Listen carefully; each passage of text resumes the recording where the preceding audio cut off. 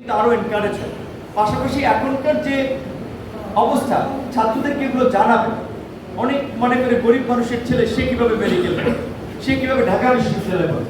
এতগুলো কোম্পানি, ওষুধ company, bank, প্রত্যেকটা ব্যাংক যে প্রফিট করে তার একটা অংশ তারা সামাজিক দায়বদ্ধতার অংশ হিসেবে শিক্ষা আপনার বৃত্তি দেয়।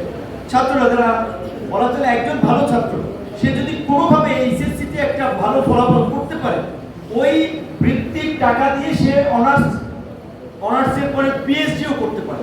বিভিন্ন ধরনের ফান্ড থাকে। সো এইখানে ছাত্রদেরকে এনকারেজ করতে হবে, বাবার টাইমে মিলে এসএসসিটা খালি একটা ভালো ফলাফল করো।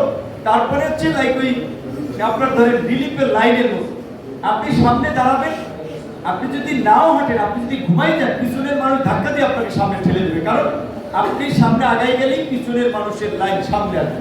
ঠিক ওই আপনার এসএসসিটাকে ক্রস করতে পারলেই বাকিটা ওই ধাক্কায় ধাক্কায় সে চলে যাবে।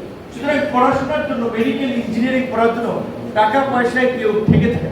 এবং আমরা বলছি যে যদি একটা ছেলে এসএসসিতে ভালো ফলাফল করে তাকে পড়াশোনার জন্য আমরা সর্বোচ্চ সহযোগিতা আপনারা আমাদের কাছে পাঠাবেন। দ্বিতীয়ত, আমাদের স্কুলের যে অবকাঠামোগত একটা সীমাবদ্ধতা আছে সেটা তো আমরা জানি, সেটা নিয়ে তো আপনাদের সাথে বসলাম যেন আমরা এখানে একটা ভূমিকা রাখি। আশা করি আপনারা যদি তথ্য দেন আগামী অর্থবছর থেকে ইনশাল্লাহ স্কুল কলেজে সব একত্র হবে না, পর্যায়ক্রমে চেহারা বদলাতে থাকবে। এবং আমাদের শিক্ষকদেরকে বিশেষ করে এই আপনার যেটা ডিজিটাল হাজিরার কথা বললাম, এই কারণে অনেক ছাত্ররা তারাও ফাঁকিবাজ ক্লাস করতে চায় না। শিক্ষকরাও কিন্তু দেখা যায় অনেকে টিচার, ঠিক আছে আপনাদের বেতন সুযোগ সুবিধা কম, এটা একটা রিয়েলিটি। এখন এইটা তো আমি ঘোষণা দিলেই হয়ে যাবে, এইটা একটা রাষ্ট্রীয় পলিসি। তবে আমি এই সরকারি দায়িত্ব নেওয়ার আগে, এমপি হওয়ার আগে আন্দোলন সংগ্রামে সভা সেমিনারে বিভিন্ন জায়গায় বলেছিলাম শিক্ষকরা হচ্ছে সবার মানে গুরু।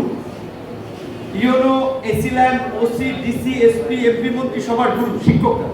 সেই জায়গা থেকে শিক্ষকদের একটা স্বতন্ত্র বেতন কাঠামোতে একটা ভালো স্কেলে তাদের বেতনটা এনশিওর করা প্রয়োজন, যেন শিক্ষককে প্রাইভেট পড়াতে না হয় কিংবা স্কুল শেষে আর একটা ফার্মেসি বা দোকান চালানোর চেষ্টা করতে না হয়।